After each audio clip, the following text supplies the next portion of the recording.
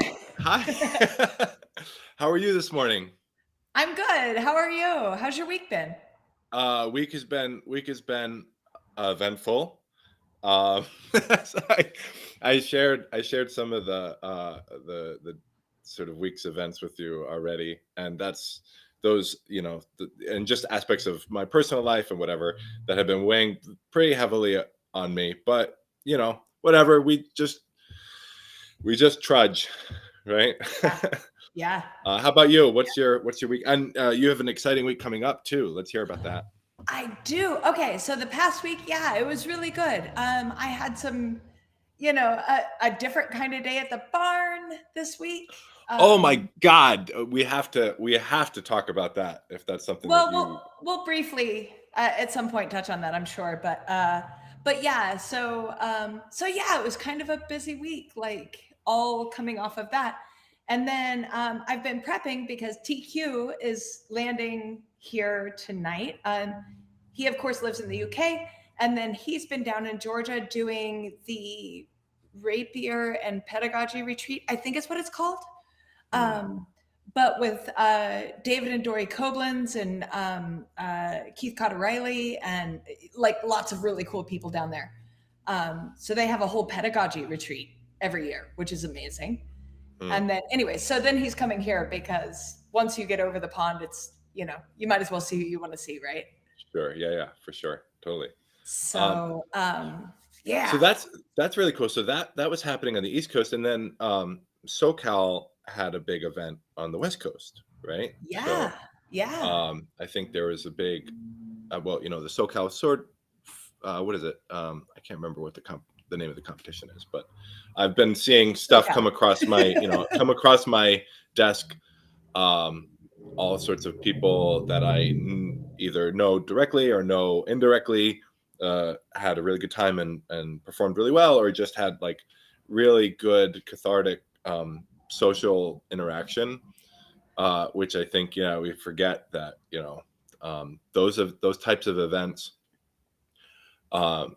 events were very sparring or sparing for the last year or 2 years, um, Two like years. Yeah. yeah, wow. So and then there's some other. So what other events are there coming up, right? So did you see Lisa Lozito's? She made like a Word document that just Yeah. enumerated all of the very. So that was so cool that she did that and then shared it to the community. She's great. But yeah, so we've got. So I myself have stuff coming up in April. I have the Texas thing, and then I'm taking some people from my club to go visit Jack Gassman out in Ireland to do some horsemanship. Jack was actually just in SoCal, and he was one of the people that performed really Oh, well. Yeah, I think all of the it's all vague booking, but I know that he won some gold medal in something, and I'm pretty sure it's whatever the open or advanced longsword invite thing or whatever they have out there.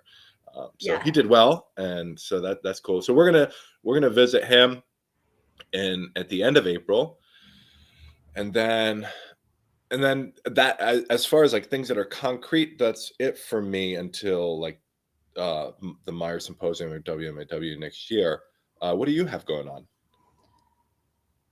Well, I know for sure coming up, I have tea here, and then I have a couple other intensives people coming, um, and then in May is going to be the Chivalric Fighting Arts Symposium here in Kansas, so that'll be fun. Lots of armored stuff. Um, I'm supposed to go teach an intensive in New York City, and then I guess Is that the one that got canceled because of your COVID spell? yeah, yeah, because of, a plague. Yeah, I was my a goodness. carrier for a minute. I, But yeah, so hopefully I can go do that and get that wrapped up. And then maybe I'm teaching some armor in London in June, so we'll see. oh my God, that'd be so cool. Yeah. I want to get. I'll get you later and get the details on what that's going to entail. Unless Yes. you can be forthcoming about what's going on, but I you might think want to wait. they're in flux. Like Sure. I wouldn't have much to tell you other than theoretically it's happening. Yeah, that's super exciting. Yeah. And then at some point, maybe in the future, maybe in the nearer future, but certainly in the distant future, I'll be joining you at some of these armored gallivants, because I'll have figured my kit out. Yes. But yeah, but that'll be whatever. Yeah, so exciting. It's refreshing to see I've seen a lot of people talk about how relieved they've been that they've been able to get out and commune with people and share the culture that we've created that's been like we've been only engaging with online mostly. Right, which we all agree is the worst part of this whole thing. And like we've been Yeah, stuck with only it. right. Justin, it's so funny because I feel like more and more people are leaving the online space because they've just coming to terms with it, you know? Yeah. And so just as that's happening, right? They just they shut everything else down and they're like, no, this is it. This is what you get. It's like fate is like fate is redirecting our energy. It's like, no, you will be here. This is where you will Right? conduct your community. You should work on how you do it out here or not. Right. Right. So that's really exciting. Do you know what you're going to talk with, what you're going to work on with T? Do you guys have a plan? Oh yeah. Well, okay. So it's a little more informal than maybe the last time he came out, which that was very armor centric. This time, I really think it's at least the way that I'm going to present my write up on on my Patreon is going to be. We're going to peer review our ideas, Mm, right? So for like the last 2 years, as you said, we haven't been able to go anywhere, do anything. And I know I've spent 2 years revisiting and reinterpreting the Vinden chapter, right? mm, And specifically that chapter. And I've reached a point that I think I have um, uh, an idea that is new, workable, and elegant. mm, And so, like, now I think it's ready to show to somebody who is as or more skilled than myself and see mm, what their take is, right? mhm. Because and I think maybe this is worth mentioning for the topics we're about to go into, right? I have Yeah. spent 2 fucking years workshopping this idea. You've seen it. The Mhm. Well, you've seen some of it. Actually, it's migrated since the last thing you saw, the last time we talked about it. Sure. Some of the patrons have seen some of it, kind of, right? And obviously, the few people that work with me here have seen it.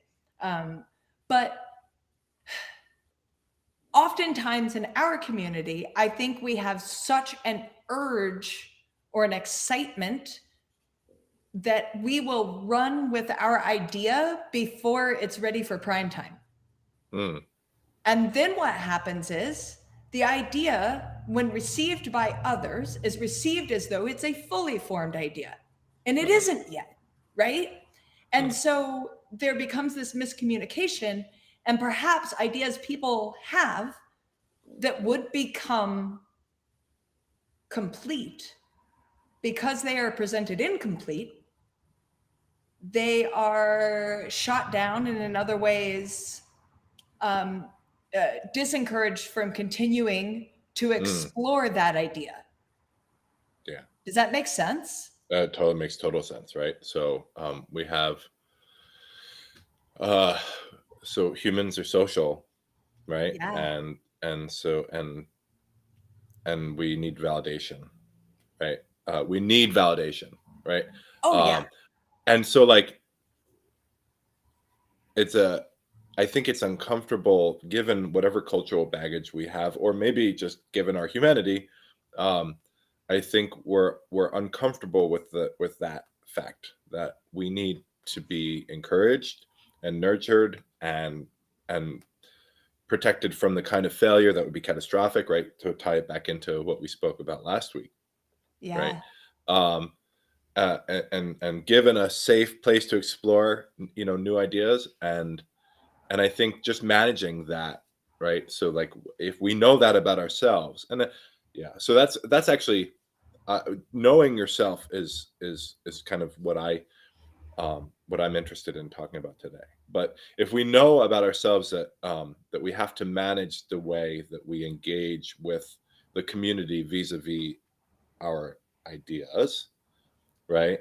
To create a place for play, right? Like to create a space of play that we're playing with these ideas, and that they're not we're not sort of we're allowing ourselves to sort of experience the failure. And so I think it's what you're describing is a pretty healthy way, right? Of like Mhm. giving yourself a place to say, hey, this is what I'm thinking. This is why I think it. And let's do it a bunch and talk about why it's maybe great or maybe terrible or whatever. And right. And because Right. you haven't put it out there, because you haven't like tied your name to it, you haven't like um people don't have they're not people aren't compelled to tear it down, Right. right? Right. So And yeah, and like I think I have so many thoughts on this, but I'm gonna derail our plan. Though that is the plan, right? The plan is that our conversation derails the plan. But so I think these are topics for the future. I think number one, yes, what you said about play and having a place to play and workshop ideas. Okay. Then you need validation. Who do you get that from? Right? So if I need a hug, I don't walk to the bar next door and be like, I'm having a really rough day. Can some stranger here give me a hug and make me feel better about my day? you don't, because you're generally healthy, right? But I mean, it's funny, but it's actually also terrifying, because that's a real thing for a lot of people, right? Like that's Yeah. you know I Yeah. mean, That's right. not the way. That's not the way to get the kind of validation that's going to actually fill up your cup, right? Right. Instead, you go to a trusted source, right? And so, this is the topic for the future. I would want to say is our community has been trash at setting up mentor relationships for people, Mm. Mm-hmm. and there are a lot of reasons for that.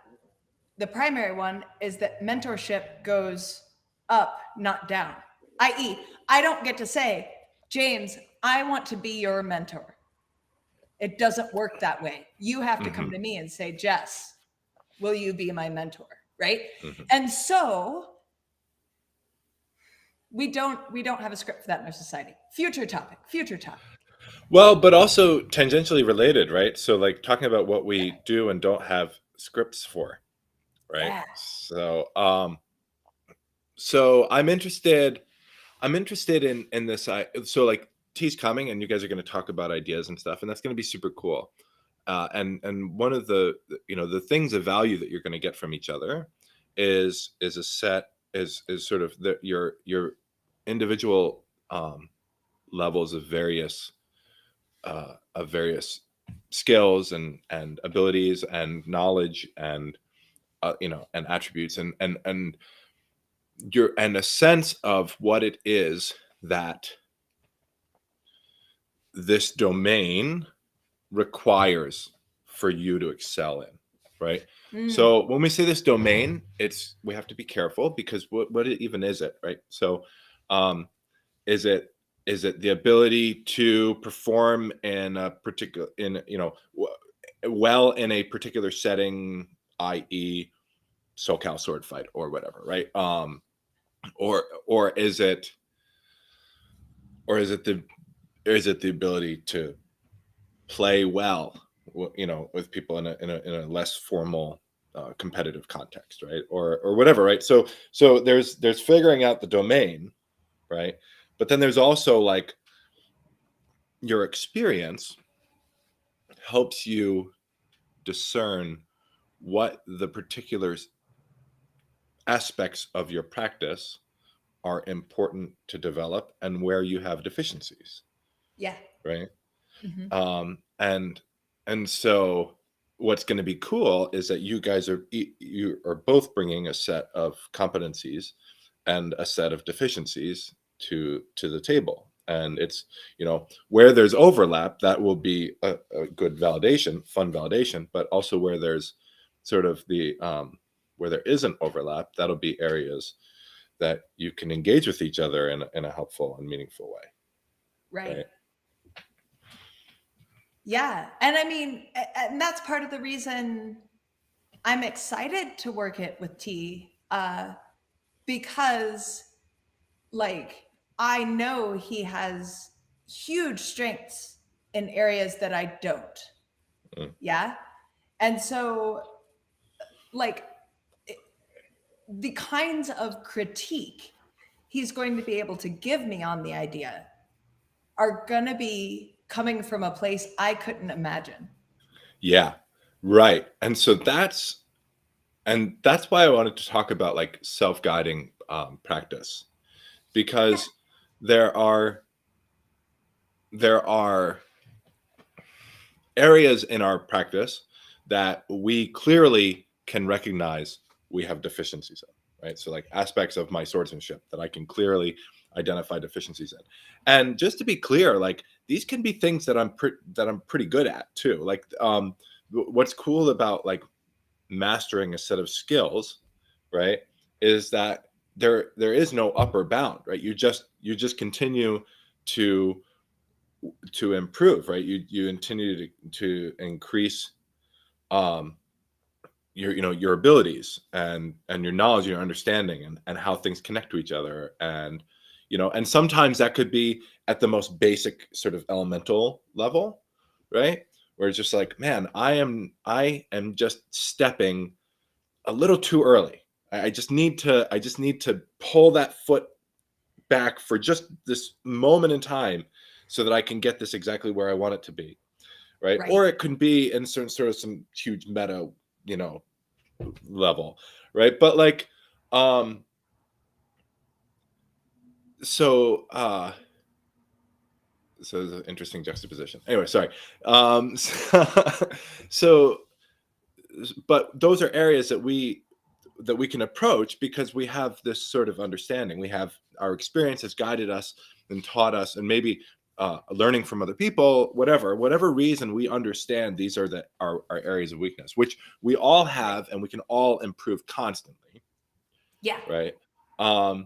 That we can put ourselves on a particular road, right, to success, right? Like we can develop those skills, we can bring them up in a methodical way, right? And then sort of when we get to the end of that process, or not the end per se, but like the end of that cycle of the process, right, then we just go and pick other things and we work on them, right?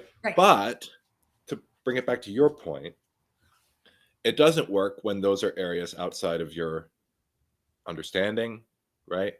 Outside of your framework. And so there you go. Yeah. And so we need to be interacting with people who have different things to say, or different ways of understanding what we're doing, to help us identify what we wouldn't have otherwise regarded as deficiencies. Right. Right. Yeah, exactly. And it's so rewarding if you can ride through the part where someone you respect says, I don't know. Right? Yeah. Oh, that's hard. Yeah. That's hard, Right. especially if you're excited about your idea. Sure. Right? Sure. And you should be. To be clear, you shouldn't be like, shitting on your own idea before you show it to somebody. You should Right. 1,000% buy it, by the time you're showing it to somebody. But you also do have to prepare yourself for, oh my God, I didn't even know you could do that with a sword. It didn't even occur to me that, like, oh Yeah, my yeah. God, you know what I mean? Yeah. So, yeah. So play, right? Yeah. So that's interesting to me. So I've been thinking a lot about recently. So I coach a lot of things, right? I coach fencing, but I coach musicians, and I teach my kids. You know, I'm like responsible for guiding people in a lot of different ways. And I think, you know, at one point in my life, I would have been more, what's the word, um, apt to directly confront aspects of someone's practice in whatever context, right? Could be, right? Directly confront those aspects which I felt were deficiencies as such, right? And I've actually started to come around on that. Like I'm almost less interested. So for instance, people show me their ideas about swords all the time, right? Sure. And sometimes they're great and sometimes they're profound, and I learn tremendously from them. And other times I just don't think they're great, or I think that there are some huge glaring problem spots. But I don't really see it as my role to say at this point. Um, I've been less inclined to say like, no, I think that's wrong or whatever, right? Like, I don't know, because coaching someone is such a tricky thing, right? Like Yeah. we have to. So I think it takes two things. Um, I think number one, we have to be careful that we have to be careful that we don't discourage someone, but then also we have to be open to the idea that we don't understand exactly why their thing is good, right? Like, Yeah. and I feel like if you do the second one, right, and this actually applies to a lot of my interactions outside of swordsmanship, like more so, right? Like the just like interactions on social media or whatever, right? If you do the second one, if you say to yourself like, I don't know that this person is wrong, even if it's something that I fundamentally, at the most visceral place in my being, disagree with them profoundly, right? I don't know Right. that they're wrong, and I should take it on good faith that they're right, or at least Mhm. that there's a potential for them to be right. But you Yeah. know, even like, and I feel like my relationships with those people have grown at, at in a much more meaningful way. Yeah. The people that I've approached with that perspective, even if I've disagreed with them, and also my own perspective has grown immensely from that. Right. Right. Because you gave yourself a moment to play with their idea Yeah. instead of, well, I Ah, think you and yeah. I had a conversation where we said, like, we were contrasting the idea of coming at someone's idea with curiosity versus coming at their idea with critique, Yes. right? Yes. Yes. And this speaks to, yeah, we're already recircling back, but like this speaks to everything we're trying to get at here. Um, that critique can be useful when an idea has reached a place that it's ready for critique. Hmm. Um, but critique inherently is not relationship building, Mm. right? Yeah. And also it's not it's establishing, it's very clearly establishing a hierarchy, Oh, right? yeah. So Oh, critique fair. is very, Mhm. it's very clearly establishing that somebody has that we should pay deference to somebody's level, of skill, of mastery, whatever, um, and that we should, you know, we should get their perspective should hold more weight, when we're evaluating or assessing the quality of this idea, right? Yeah. And there are times when that's appropriate, And there are times when it's less appropriate. And I think as people who are regarded as experts, I think it's important to, I think, it's sort of like the old cliche, the old Socrates cliche, right? Like, the one thing I do know is that I do know nothing, right? Like, Yeah. being able to yeah, go ahead. Well, I was just going to say, if I could tell a very fast story of my experience, like, Christian Tobler very much is my mentor. And like, he maintains being my mentor despite my growth in my knowledge. Yeah. Mm-hmm. And so he's there for me in that capacity. And one of the most brilliant things that used to annoy the shit out of me, but he had wisdom in this, right? That he did for me and still sometimes does for me is that I would come to him with an idea. Like, I'm just fucking brimming with excitement. Oh my God, I think I have this thing figured out. Like, I think it's this, I think it's this. And I would come looking for that validation. And he would not critique me. He would very frequently say, that's interesting. Why don't you keep working it? Yeah. And that was it. That's all I would get. I wouldn't get, he likes it, he hates it. Like, and like, I would keep trying to push and he'd be like, no, I think it's interesting. Keep working on it. Keep working on it. Yeah. Let me know. Call me back in 6 months. And you know what would happen in 6 months? I will have already critiqued and made decisions about my own idea, whether it was worthy or not. Often it wasn't. Often I figured out what he already knew. He didn't have to tell me. Sure. Right? But sometimes, yeah. Right? But sometimes I would come back and say, this one's good. And he'd be like, okay, I'm ready to hear it now. Give it. Mm-hmm. See? So go. Yeah, I think, and that's like, I'm feeling validated by that, right? Like, I've that's sort of where I'm at in my journey, is that you're going to figure it out, or the person is going to figure it out. Like, what are the tools that a person needs to be able to figure themselves out, right? Yes. And they need, like, immediately they need love, right? They need respect. They need encouragement to work through ideas in a sort of, I mean, in a self-critical way, right? Mm-hmm. And also, and I really believe this. I really believe this. I think, and I learned, or I developed this in my perspective through talking politics with other people, right? Is that when we talk politics, we're so everything is so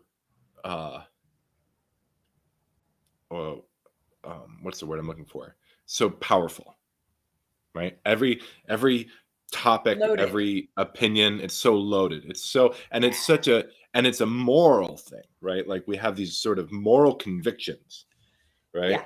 And so to even suggest, to even allow yourself to consider that somebody might have a point, right, is a sort of admission. It's sort of an admission, a moral admission, right, on our part, right? Yeah. And so, and like, what does that mean? Like, I could be a bad person, or I am a bad, like, and so we're scared. We're very scared of, like, allowing any of that kind of thing into our thoughts. And so,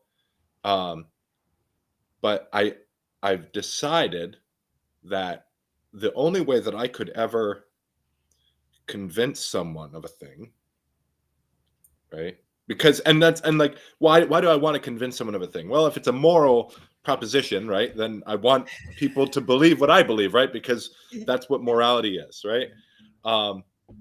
If I want to convince someone of a thing, then I have to be able to talk to them as though I agree with them, right?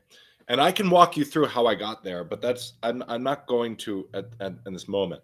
But I believe that I believe that if I want to convince someone of a thing, they need to believe that I'm on their side.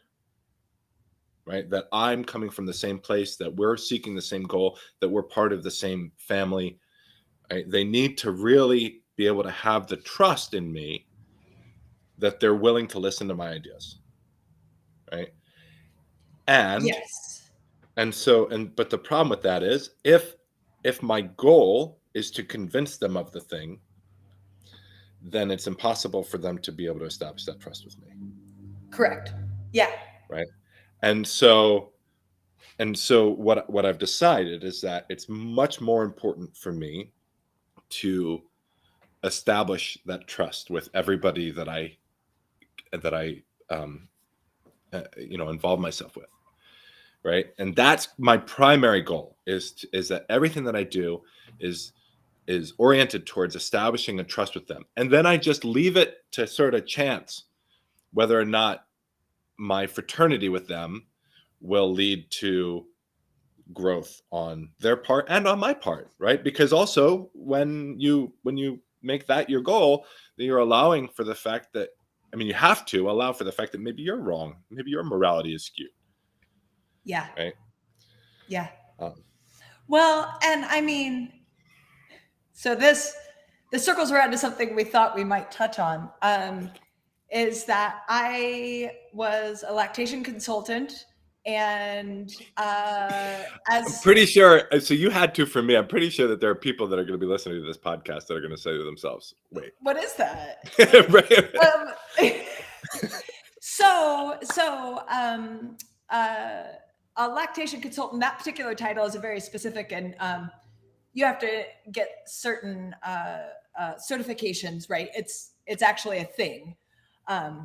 But what that was, or what I did with that was, I worked with primarily new moms, helping them with any breastfeeding challenges they might be having. And those challenges could range anywhere from being like super medical, like maybe a woman was like her body literally doesn't have as many ducts to make milk. Like it could be anything from like that hardcore biological medical to like, how is your relationship with your husband affecting your ability to have a relationship with this baby? Is your mother blah blah blah blah blah, right? So just to make a pithy comment, it's a little frustrating to me that we as a society have chosen or have associated medical with physiological, right?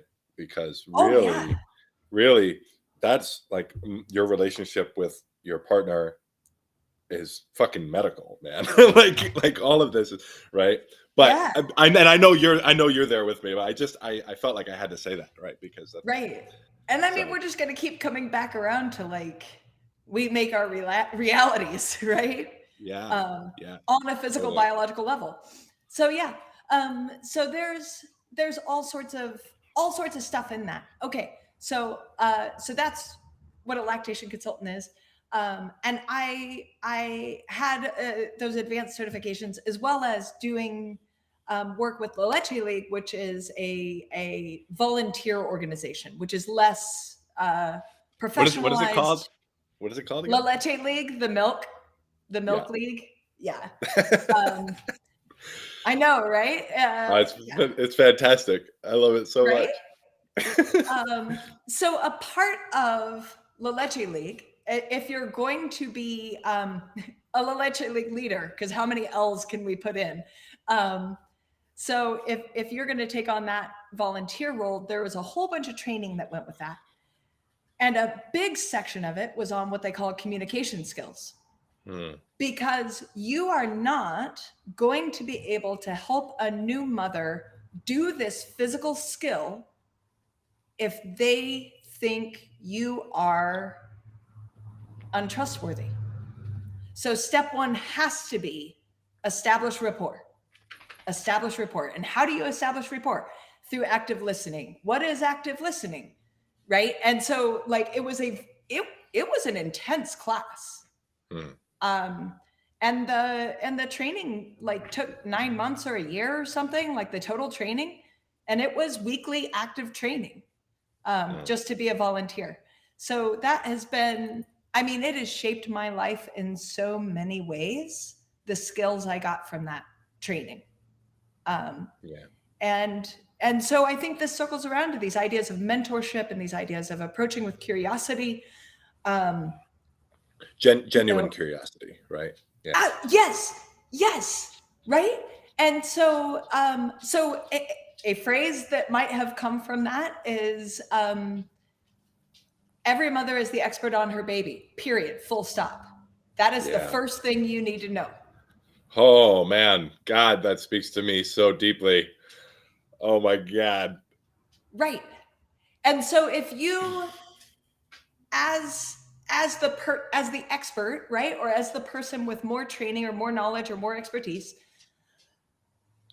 walk into it going, I know way more than they know, but they are the expert. Right. So given that, how do I help them? Yeah. Right. And so this goes back to what you were saying about working with people as a mentor, right? You're walking in going, I know more than they know, but they're the expert on their experience. So why don't you tell me what you're experiencing? Mm-hmm. And then maybe I have ideas that I could offer that you could choose. Exactly. But you're still in charge. Yeah. Right. And part of that is because they're not only are they the expert of their experience, right? I heard recently that the word expert is derived from the idea of experience. So that's interesting. That's cool. Actually, I didn't realize that. Well, I don't know. It might be BS, but it seems legit. So we'll take it as truth. It's fine. Yeah. And so not only are they the expert of their experience, right? But so hold on. No, I lost my train of thought thinking about expert and experience. Shoot, what was I gonna say?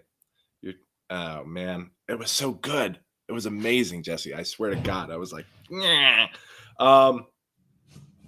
Those are the oh, best I remember now. Okay, Actually, right, it wasn't as good. Turns out.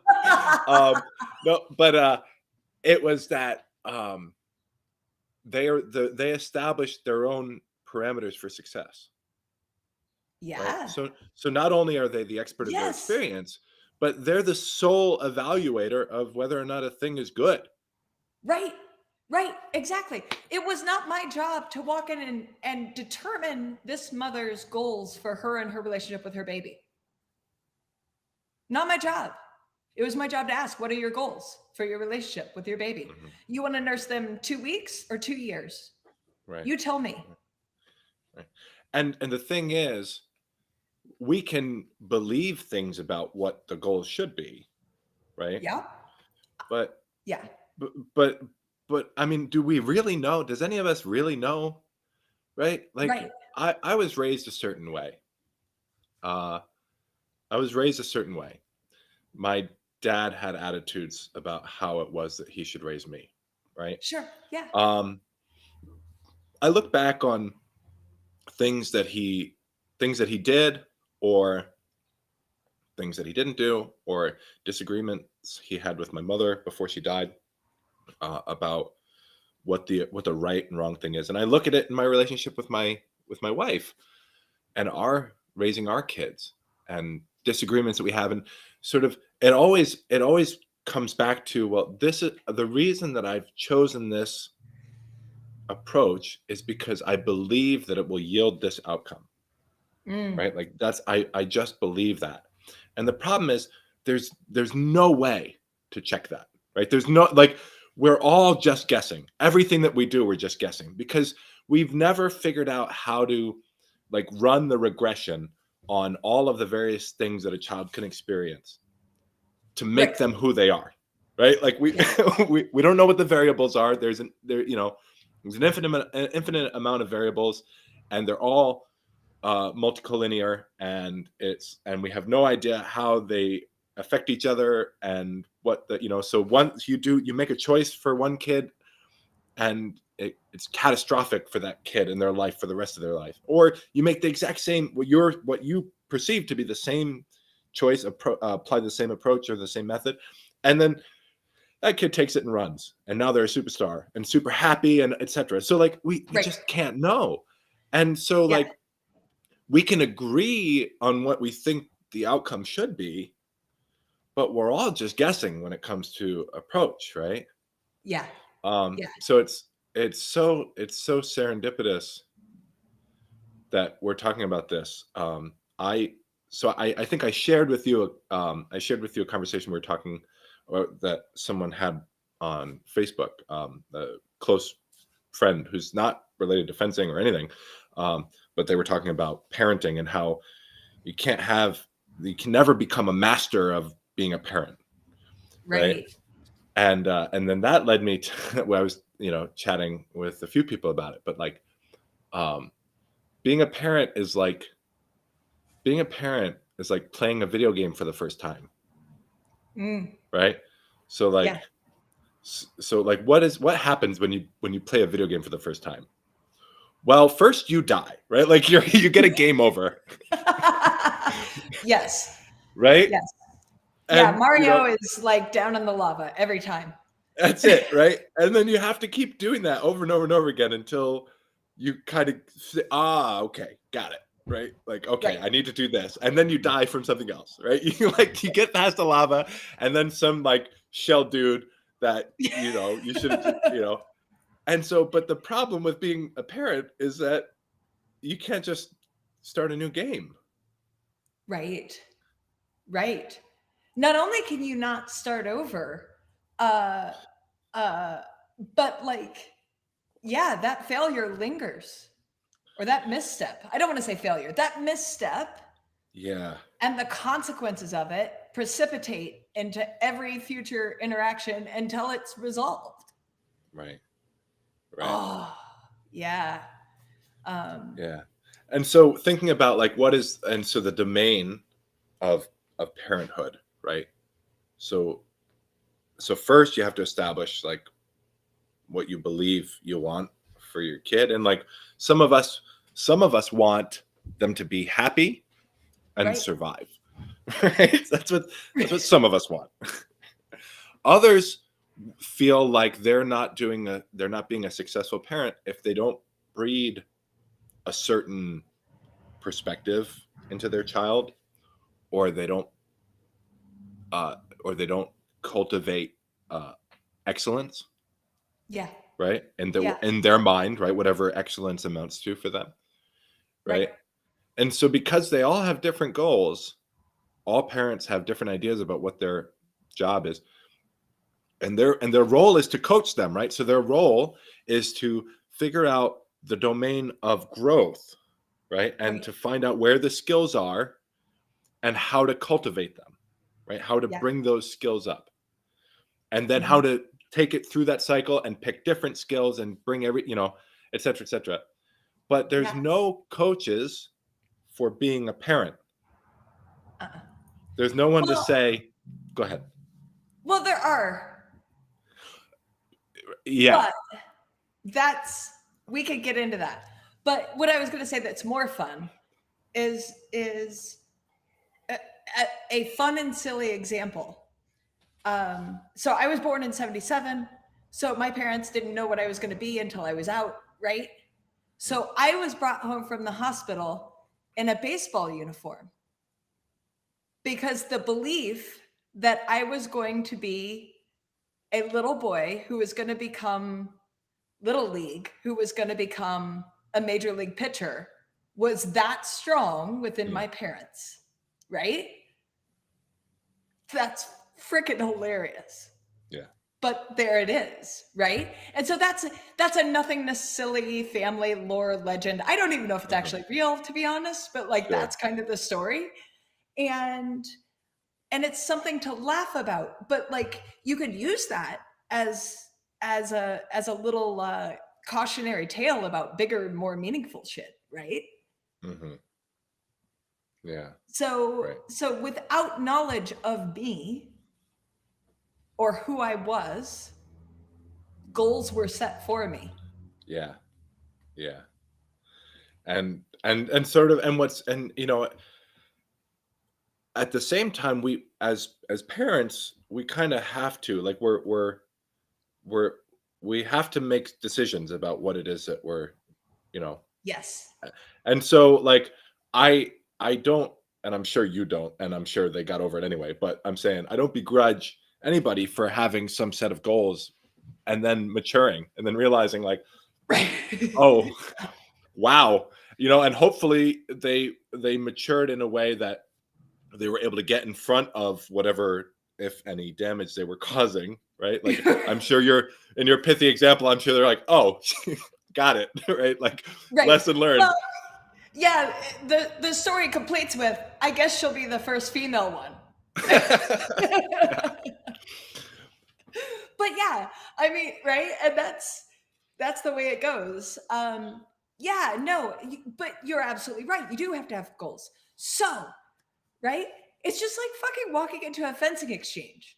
You have to like have a plan, Mm-hmm. and you have to be ready to completely abandon that plan. Yeah. Right. Right. Yeah, that actually that makes me think of exchanges that I've had where like, you know, you feel like I am the master of my domain, right? Like I know what I'm doing in this experience, and I'm about to enter into this exchange, and I'm going to feel the waters, and I'm going to blah, blah, blah. I'm going to run through my whole process of what I do with fencing new opponents.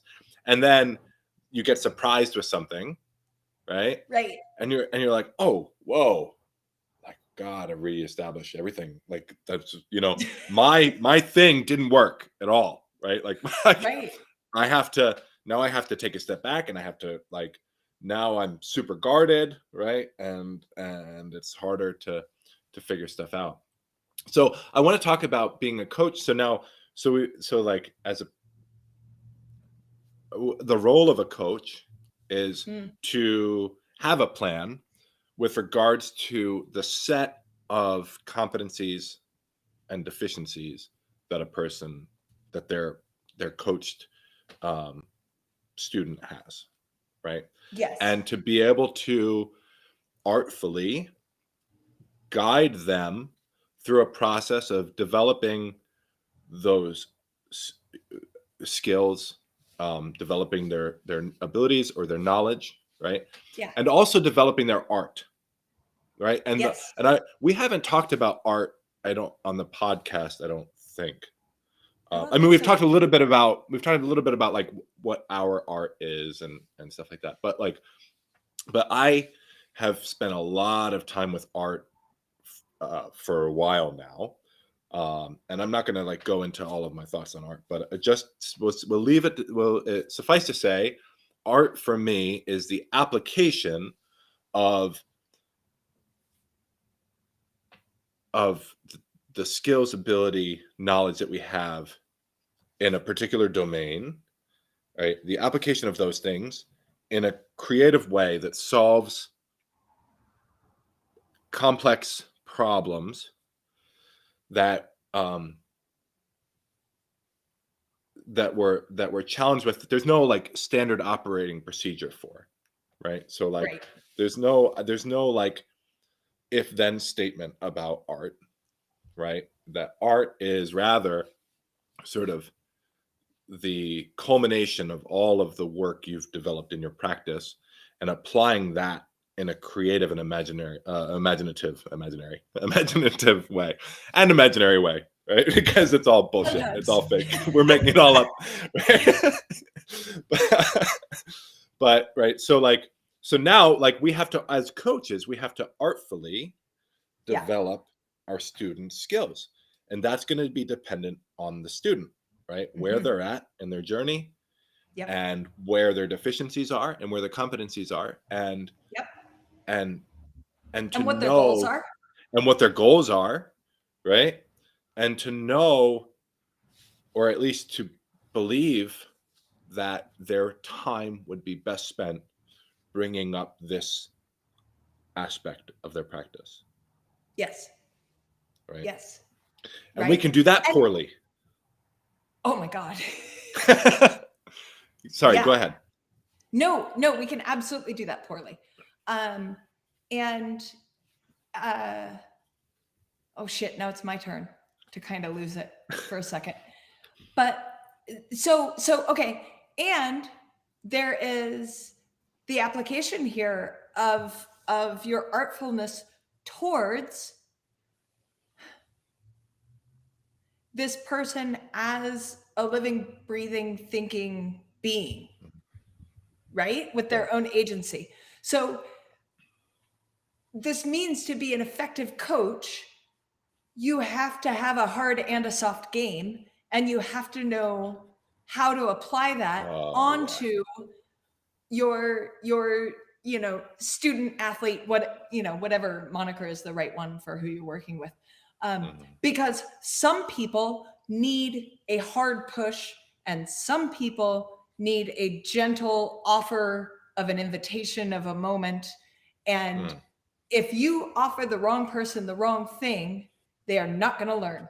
You will rip them right out of whatever safety they had. Because if you, I mean, I could get into specific, I could go a long time on this topic. Well, I don't have anywhere to be. Go for it. Let's hear, develop it a little bit more. Okay. So, because if you are, a potential that might happen is if someone is just of a mindset that they need kind of that hard pushing drive. Like, think of your 1950s dad in the corner of the baseball field, like that guy, right? All right. So some people thrive under that kind of environment. That's what they need to get just a little bit of their adrenaline up. And then that helps them find their place of play to get stuff done. Yeah. So if you offer that, I even said offer already, you know my tendencies. So if you offer them an offering, an invitation, a gentle, maybe you could try, right? With some softening language, that will diminish their trust in you as an authority. Because those people, part of the reason why they thrive under that condition is because that authority gives them the perceived authority of their coach gives them a sense of safety, and that sense of safety is what they need for their learning. Yeah. So this gets back to being able to confidently predict the outcomes of our behavior, right? So so that guy or gal, right, is telling me I should do this. And when they tell me and I do my best to do what they say, I find success. Yep. Right. And so they've learned, right? But then the question is, so this makes me think about reading sheet music. So as a musician, right? The type of music that I play and perform is music that's primarily learned by ear, right? So it's primarily learned in a social context where people are playing the music and you join in with them, and that's how you get better, right?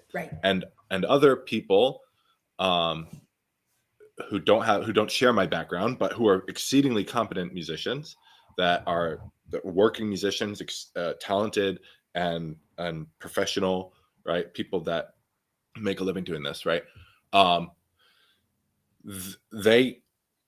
Some of these people can't learn by ear at all, right? And they learn sheet music.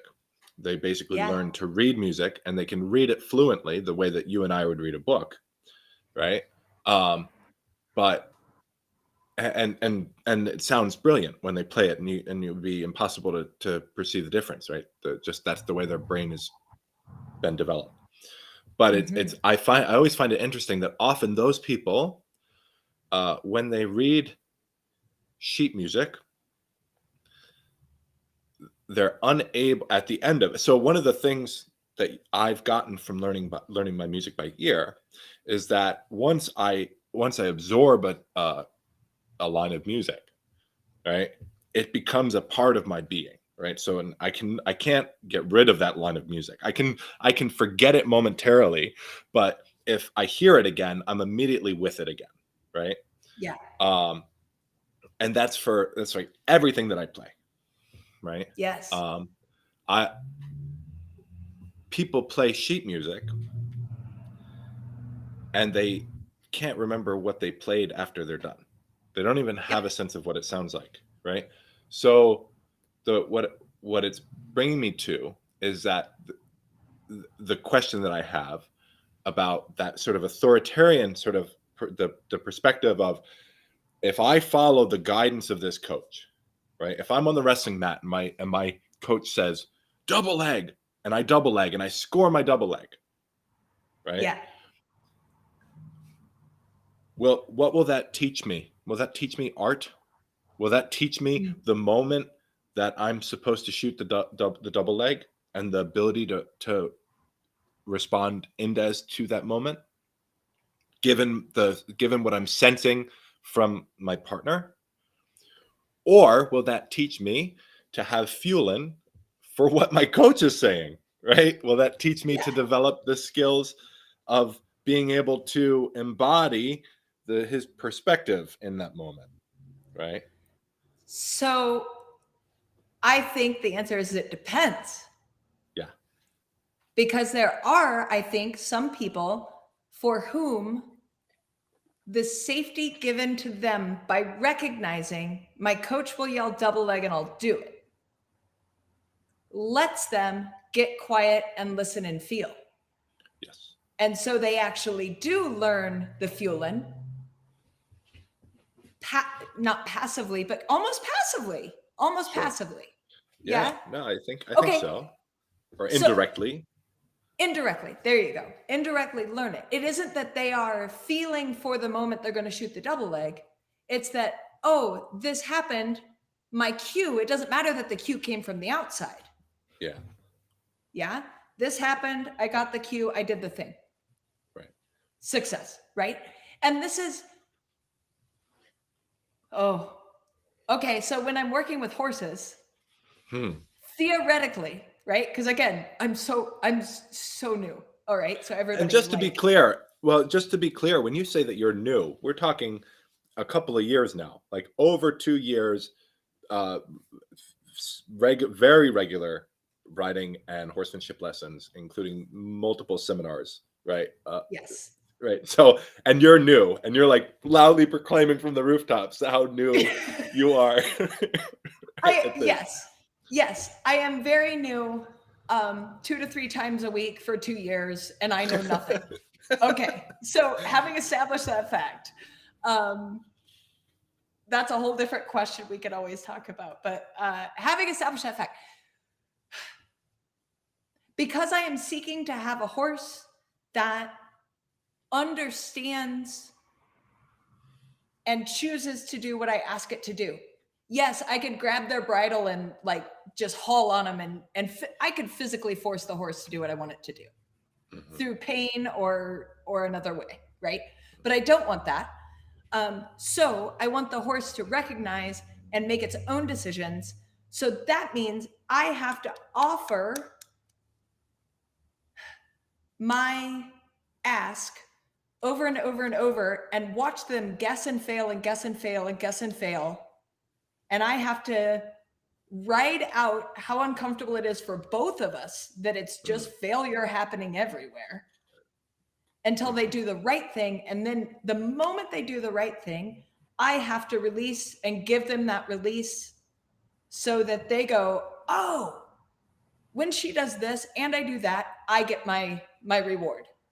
That's what I need, right? Okay. So for our double leg guy, yeah, or gal, our double leg human, they're going to get that release of success in that moment that was the right moment they were feeling potentially, because they did it at the time their coach guided them to. Yeah. Now, there are some, I think, to your point, I agree. There are some people who would attach onto the coach so hard that they would block out what's happening in order to attach to the coach.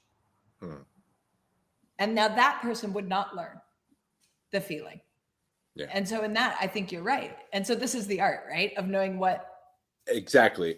So there's two arts right now, right? We have the Yes. art of whatever it is that the coach is trying to instill, right? So not only are we developing skills and abilities, the person has to be able to do the double leg, right? So he has to Yeah. have the physical competency to do the double leg in the correct, with all of the subordinate components of the double leg in the correct sequence, etc. Right? Then beyond that, he also needs to be able to do the and so just to be clear, why I'm using very gender specific pronouns here, because I'm thinking of my son, right? Like my son just finished his I wrestling know. season, so I know. so but anyway, um so not only do they need to know how to physically do the double leg, but they have to be able to do it in time. So and in time, we're speaking internal timing. So they need to get all of the subordinate components of the double leg in the correct sequence, but then also with the correct proportions as they relate to each other, right?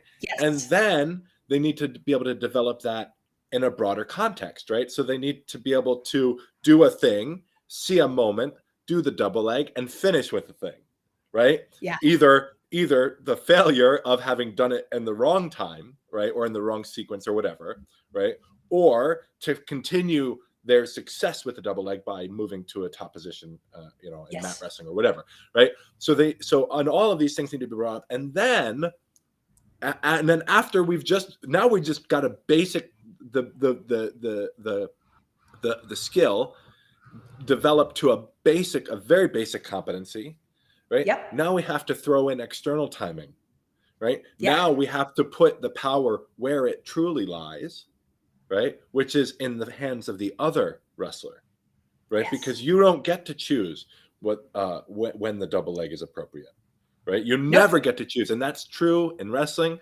It's true in fencing. It's true in your conversations. It's true in all of life, right? That we can only ever respond and strengthen our position to be able to respond better, right? Like that's all we can ever do, right? Yeah. And so now we have this external timing, right? The opponent is giving us a moment, and we have to capture that, Yeah. right? And then once we've established the ability to do that, then we can start increasing intensity so that we can do it in its meaningful context, right? So that we can do it in the type of environment that we're training for, right? Yes. And then once we're done with that, well, then we can go back and look at the wrestling match and see where the other deficiencies are, Yeah. right? And so that process, right, is the art. In this particular case, it's the art of the double leg, right? But then and so not, there are more than double legs in wrestling, right? So as a Right. as a coach, we need to know what all those other things are and be able to develop each of those other things, right? Yes. And then finally, so that's the art, and then we'll call that the art of wrestling, and that's one art. Yes. But then there's the other art, right, which is the art of coaching. Yeah. And so we have to teach, we have to develop each of the coaching skills that it requires. So for instance, picking the right deficiency to work on is its own skill, and we have to run that skill through that cycle, Yeah. right? And we have to experience failure, and we have to go step by step. And one of the probably the greatest problem that I've seen in my own teaching, or in really any educational environment that I've been in, is that we skip steps so readily, right? We do, here's a skill. Here's the basic sequence of subordinate components. You got it? Okay, maximum intensity. Let's see how you did. Oh, you failed. Right? You failed. Well, let's go back and do it again. It's so fucking true. Right? Hey, I learned this thing this week. I'm gonna go to a tournament and try it. And try it, It right? didn't fucking work. I'm testing, right, exactly. And so that could be, and the thing is, that could be in the fencing, but it could also be in the coaching, right?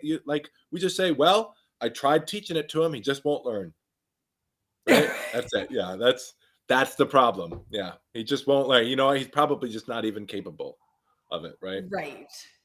Right. Or I mean, there are I was thinking about this, and I think it applies here if I can find a way to make a coherent thought, but which is a challenge. But there's layered relationships here, right? So there's the we'll stay with double leg person, right? There's the relation that double leg has with their opponent on the mat, and the relationship they have with their coach. And the coach actually doesn't have a relationship with the opponent, except for they do, because they have a relationship not only with double leg, but with the match itself. Does that make sense? I'm trying here. No, I think so. Trying here. Keep right? going. Okay. So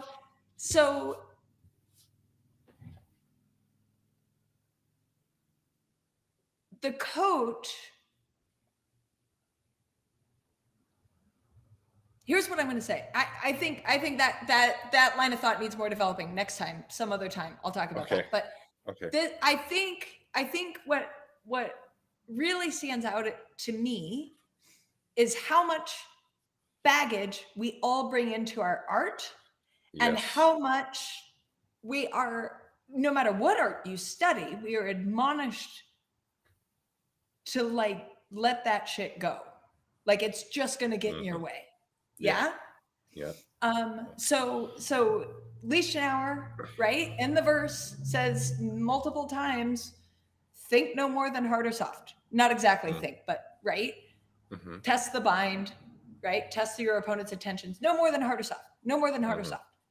Dude, you told us that there were 5 strikes and 12 techniques and all this other shit that isn't even included in there. And I know like 75 techniques. Why are you telling me just hard or soft? Why am I not thinking about the 75?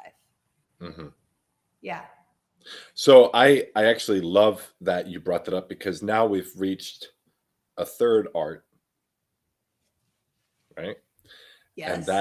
And that is designing, right, a framework for someone to use, right? So we have the development of intellectual skills as well as the development of physical competencies, and we also and we have the development of fueling, right? So sensitivity and being present in the moment, but then also the development of being able to abstract out a system consciously that you can reliably use to predict the types of encounters that you'll see in these contexts, whatever we're training for, right? Yes. And then there's the artfulness of the development of that system. So whether or not you've done like a good job coming up with a good system that's elegant and coherent and fairly comprehensive and does all the things that we needed to do, but also is small enough for us to negotiate in a functional way, right? Like something that's not so deep and so, so elegant in the truest sense, right? Like something that is just exactly enough to give us the tools to manage, in a fencing exchange, right? We're talking about like people that are hitting with the force of 1,000 suns at the speed of light, right? And so like we need to have a system, a framework that is artfully designed in such a way that actually solves those problems for us. Right. So is there, I think I know your answer, but the question is lingering.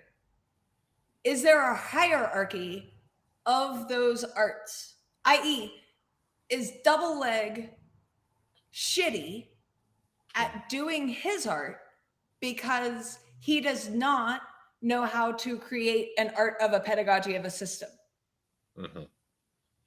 Right. And well, I mean, so you think you know my answer. I'm curious because I don't know that I know my answer. Well, I would be shocked if you agreed there was a hierarchy. I would be shocked. Yeah, right. Yeah. Okay. Yeah. I so good. Yeah, right. So we're definitely still on the same page, right? I have no idea, right? Because, and here's my truest answer, is that I believe in my own practice that my ultimate goal is kind of transcendence, right? That's now whether or not that's attainable, or whether or not that's, like metaphysically attainable, or whether or not it's just a way of framing my experience and way of like framing my journey, Yeah. right? Which whether or not that's useful is its own question. Mm-hmm. But I'm okay with, at least for the moment, the idea that my goal is to transcend the pedagogy. It's to transcend the framework, to just be able to really be present, right? So in that sense, like in the broadest sense possible, right? That that it's not even a question of what the appropriate thing to do is, or at least not an appropriate way to map out the journey, right? It's just you just do the thing that's required of you in the moment, right? Mm-hmm. And so it's all dependent on all of the various aspects of what you're encountering. So my ultimate goal would be to see a new student and know Mm-hmm. exactly what they need, Yeah. right? To be able to see my own practice and know exactly what I need. And that's sort of like the art of life, Of right? life. Yeah. Right. I mean, I think I would agree with that. Yeah. Um, Um, but so there is a and I would strong just, let me, so no. just to finish the thought, right? I would be cautious of anybody who says this is what it is, or I would be cautious of any idea, any sort of like uh, firmly held belief that this particular approach is the correct approach for all cases, all contexts. Mm-hmm. Right? I think that is Mm-hmm. fundamentally misunderstanding what art is. Mm-hmm. Right? That's science. That's not what we're doing. Right? Mm-hmm. The nature of art is that it's dependent on the circumstances. Yeah. Does that make sense? Yeah. So I'm sorry, I didn't go ahead, please finish. No, that's great. I mean, I think yeah. I think art is life is what I'm hearing, Yes. right? Yeah. Um, and in that way, I agree. I got momentarily sidetracked because as you were speaking, I was connecting so strongly with it, and you were saying your thought about science, and what like popped into my mind is I don't know if you or anyone listening is familiar, but there are always these medieval depictions, right, of Jesus as an architect, right? Like that is one of the common depictions, and so he's holding a compass, right, and scribing the world, yeah. Um, and it's this idea of coming back to geometry as the basis of everything, and too much for us to get into when we're wrapping up here in a couple of minutes, but that is geometry in that sense of scribing a circle does have that sameness and predictability you're talking about when you say science, yeah. Like the circumference of a circle is always going to be 2 pi r. Like that's always the answer. Mm-hmm. Right? There is a formula that gets us there. Mm-hmm. And but art is about proportion, and therefore does not is not formulaic, Mhm. right? So art is music, right? At its basic sense, right? And that would be a very medieval thought about it, right? That but you have to start with geometry. Okay, and why? Because you said that double leg has to go through this skill progression set. Like they have to. What is a double leg? Where do your hands go, above or below the knee? Do I shoot in on my knees or not? Do I drive my forehead or my shoulder into them? Do I drive into their hip or their stomach, right? Those are all kinds of questions that can be given a solid, this is the right way. This is the most efficient way. This is, I mean, there may be some variability on type of opponent or whatever, but like largely there's going to be a best way. Yeah, there's a best answer for these questions. Yeah. So this is interesting to me, which actually gets us to kind of what a system is, or what we can start to think, how we can start to think of what systems are. Because, we'll remind the audience that that was how this all started, right? Several years ago, right? Was the question of what is a system, and how might we explore it? So we've already given ourselves a discrete object, a double leg, right? That's what this is, a double leg.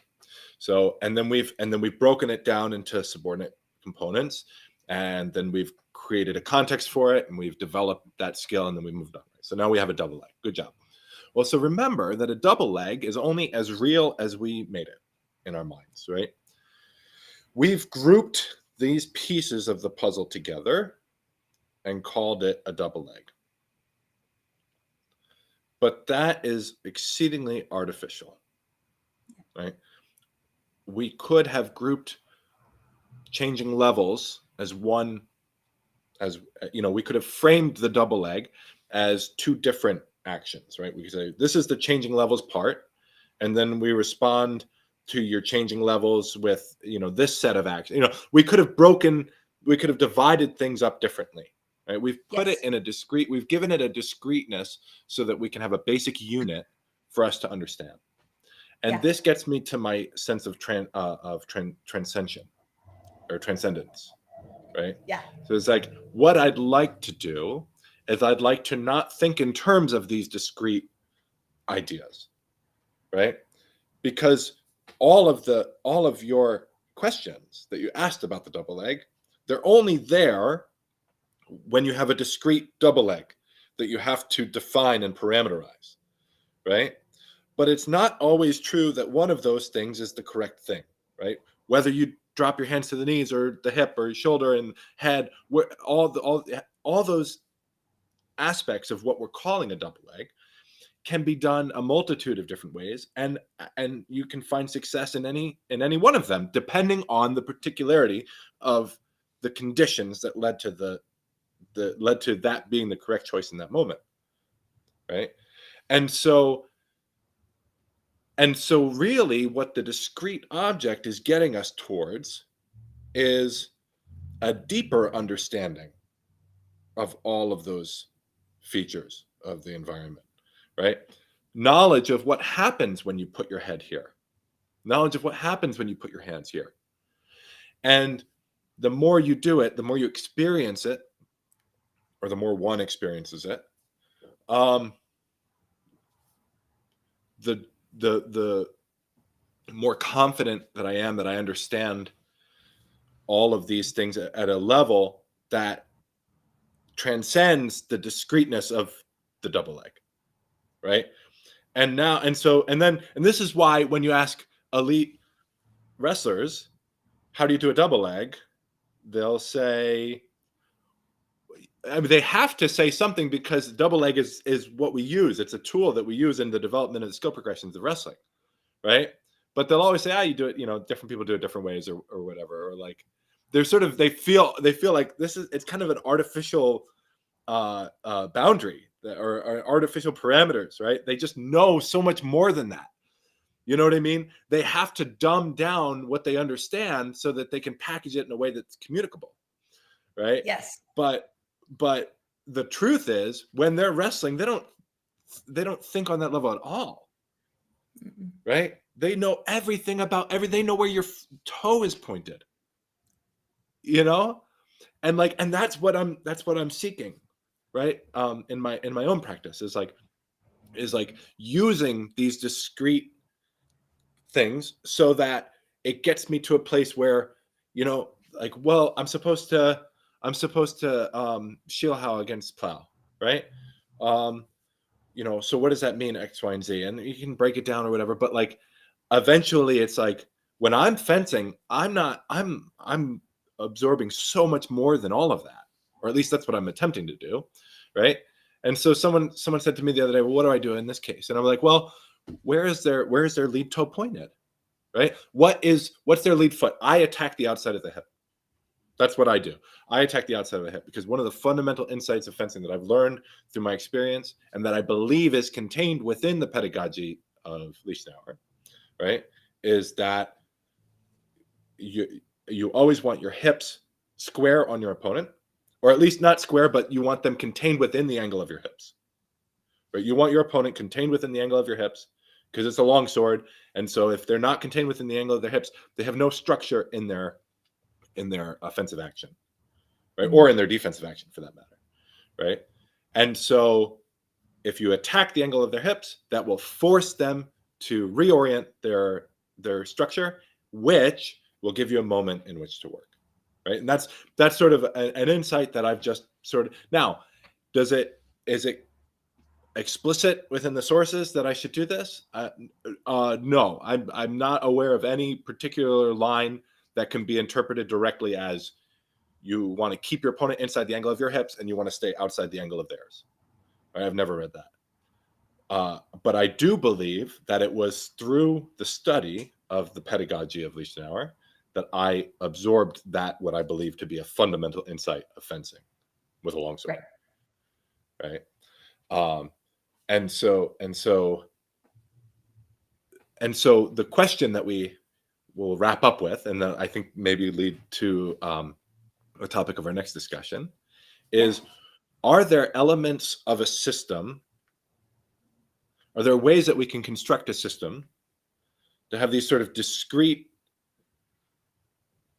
basic units of understanding, right? The basic elements of understanding that will most effectively guide us towards getting past it? Yes. Yeah. Okay. No, that's a solid question. That's And then finally, how well does the texts that we study achieve that goal? Yeah. Right. Which is see, there's too much there, right? Because we have a relationship with the texts. The texts are not a discrete thing. They don't exist in the world. We create them. So it is in our creation that we have to be most careful. Yeah. But that's next week. Faux show. Oh, it was so good to see you. It's so good to see you. My heart exploded on that whole last bit, and that's why I just sat here grinning like a fucking fool, because it was fucking fire, man. All right. So thank you so much for talking. Yeah. And okay. Yeah, great. Well, so goodbye all. Goodbye, everybody. I hope you enjoyed it as much as we did.